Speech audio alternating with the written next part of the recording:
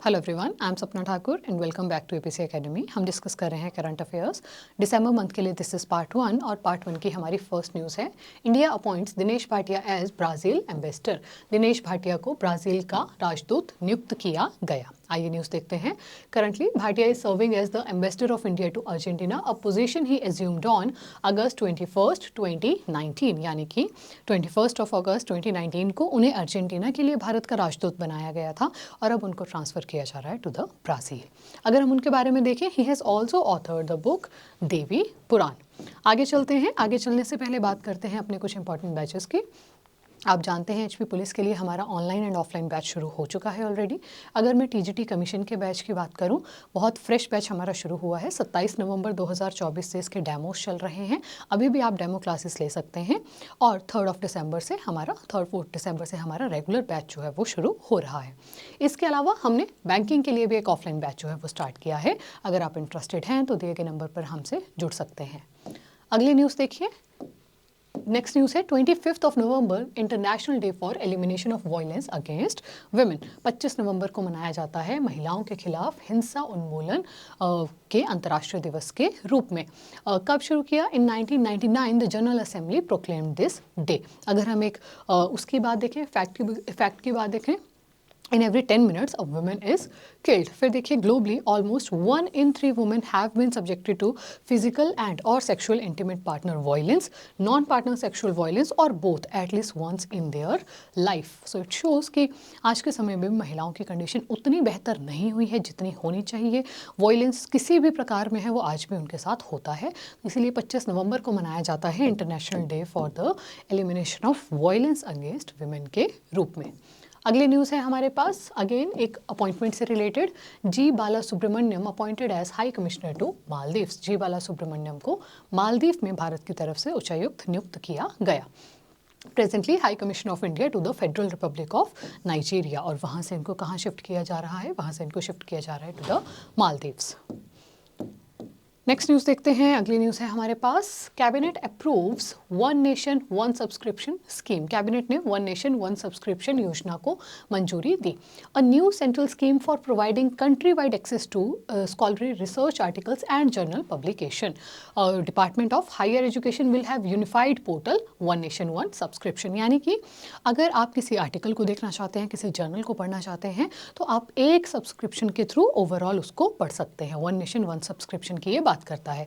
A total of 30 major international journal publishers have been included in One Nation One subscription. All of nearly 30,000 journals published by these publishers will now be accessible to more than 6,300 government higher education institutes and central government research and development institutions। कौन सी scheme है? One nation one subscription scheme. और किसके लिए शुरू हो रही है ये? तो ये उन विद्यार्थियों के लिए, या मैं कहूँ उन स्कॉलर्स के लिए शुरू हो रही है जो इसकी सहायता लेना चाहते हैं, जो ऐसे रिसर्च आर्टिकल्स वगैरह पढ़ना चाहते हैं। स्टूडेंट्स के लिए ये स्कीम शुरू की जा रही है। अगली न्यूज़ देखिए। नेक्स्ट न्यूज़ है हमारे पास महाराष्ट्र की पॉलिटिक्स से। Eknath Shinde resigns as Maharashtra CM. Eknath Shinde ने महाराष्ट्र के मुख्यमंत्री के पद से इस्तीफा दिया। After the BJP led Mahayuti alliance clinched landslide victory in Maharashtra assembly elections, Chief Minister Eknath Shinde has submitted his resignation to the Governor C.P. Radhakrishnan. The NDA group achieved a thumping majority of 235 seats in the 288-member assembly. The swearing-in ceremony of the new Chief Minister is likely to be held on December 1st, यानी कि today. तो एकनाथ शिंदे जो पहले वहाँ के CM थे, उन्होंने resign कर दिया क्योंकि ऑब्वियसली इलेक्शन हुए और दूसरी पार्टी वहाँ पर मेजॉरिटी लेकर आई है। अगली न्यूज़ देखिए। नेक्स्ट न्यूज़ है हमारे पास, शिवराज सिंह चौहान लॉन्च्ड नई चेतना कैंपेन अगेंस्ट जेंडर वायलेंस। लैंगिक हिंसा के खिलाफ शिवराज सिंह चौहान ने नई चेतना अभियान शुरू किया। Union minister of rural development and agriculture, Bharat के कृषि मंत्री हैं शिवराज सिंह चौहान जी। उन्होंने लॉन्च की है ये न्यू स्कीम, या मैं कहूँ द 3rd एडिशन ऑफ नई चेतना पहल बदलाव की, a national campaign against gender based violence at Rang Bhawan auditorium, New Delhi. The month-long campaign organized by Deen Dayal Antyodaya Yojana NRL mission under the Ministry of Ministry of Rural Development will run across all Indian states and UTs until 23rd of December 2024। आपको सिर्फ याद रखना है नई चेतना की जो 3rd addition है वो फिर से लॉन्च किया। और किसने लॉन्च किया? तो भारत के कृषि मंत्री शिवराज सिंह चौहान जी ने लॉन्च किया। कौन से राज्य से संबंध रखते हैं? मध्य प्रदेश से संबंध रखते हैं। अगले न्यूज़ देखिए, PM Modi honoured with doctor Martin Luther King junior global peace award. PM Modi को doctor Martin Luther King junior global peace award से सम्मानित किया गया। The association of Indian American minorities, a newly formed non governmental organisation, was launched in Maryland. The initiative aims to unite and promote the welfare of minority communities with the Indian American diaspora. During the event, PM Modi was honored in the absentia with the Dr. Martin Luther King Jr. Global Peace Award for Minority Upliftment. PM Modi को इस global peace award से सम्मानित किया गया है क्योंकि minorities को, अल्पसंख्यकों को ऊपर उठाने के लिए जो उन्होंने कार्य किए हैं उन कार्यों को सम्मान देने के लिए, उन कार्यों को रिकॉग्नाइज करने के लिए। अगली न्यूज़ हमारे पास देखिए, आजकल आईपीएल के ऑक्शंस हुए रिसेंटली, बहुत जल्दी आईपीएल भी शुरू होने वाले हैं तो काफ़ी न्यूज़ यहाँ से बनती है। 13-year-old Vaibhav Suryavanshi become youngest player to get IPL contract. 13 वर्षीय वैभव सूर्यवंशी आईपीएल अनुबंध पाने वाले सबसे कम उम्र के खिलाड़ी बन गए हैं।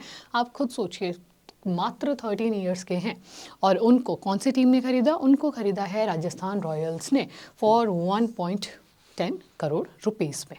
तो ये बने हैं youngest player from Bihar.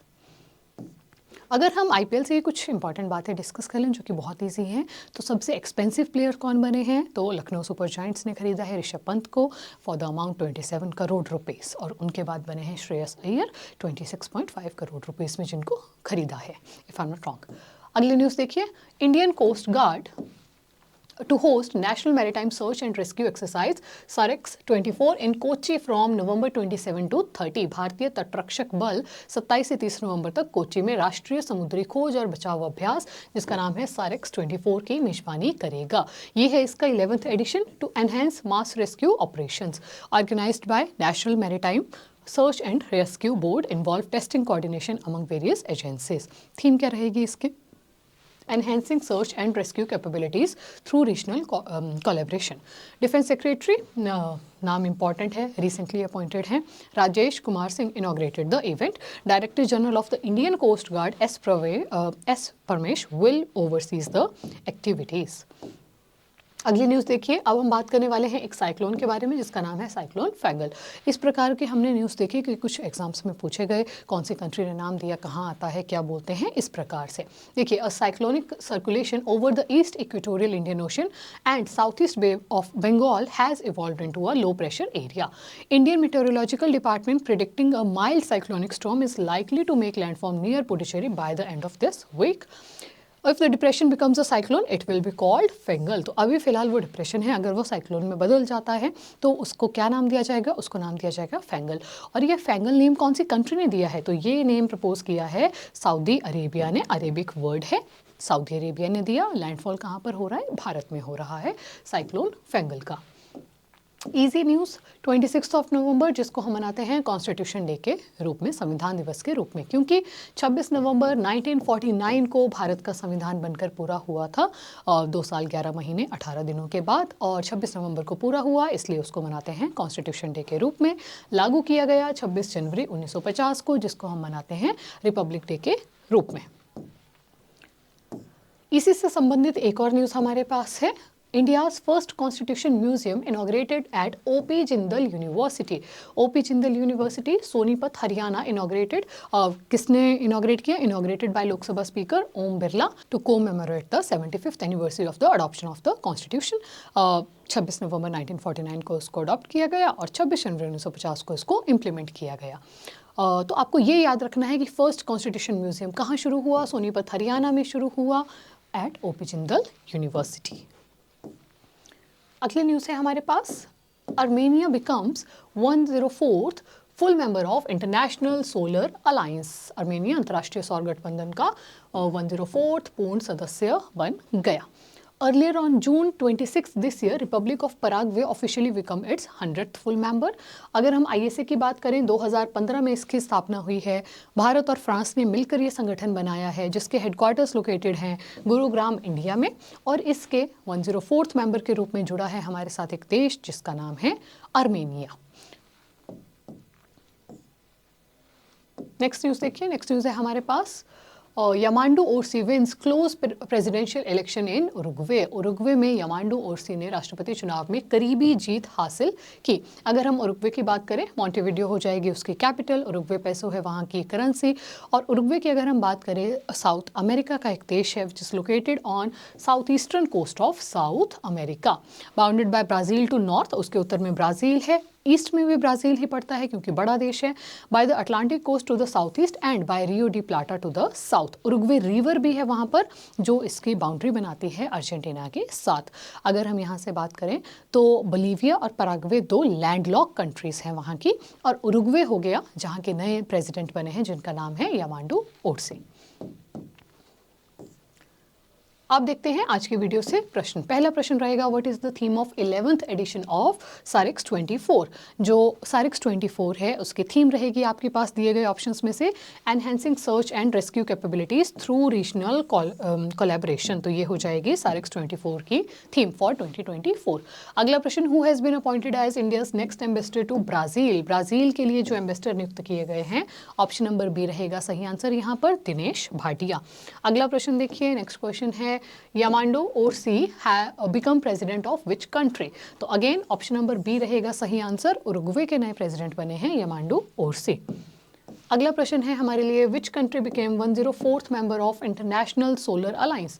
Option number A हो जाएगा सही जवाब, आर्मेनिया बनी है इंटरनेशनल सोलर अलायंस की 104th मेंबर।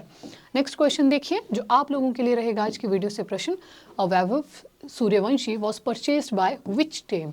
वैभव सूर्यवंशी को किस टीम ने जीता। हमने पढ़ा कि वो यंगेस्ट खिलाड़ी बने हैं IPL कॉन्ट्रैक्ट पाने वाले। आप हमें बताएंगे कि दिए गए ऑप्शंस में से कौन सा वो टीम है जिसने वैभव को परचेज किया। जो भी होगा राइट आंसर आप हमें कमेंट्स में लिखकर बताएंगे। This was all for this video. Thank you so much for watching. अगर आपको हमारी वीडियो अच्छी लगी हो तो ज़रूर शेयर करें, लाइक करें, कमेंट करें। मिलते हैं एक दूसरी वीडियो के साथ। Keep smiling, keep watching.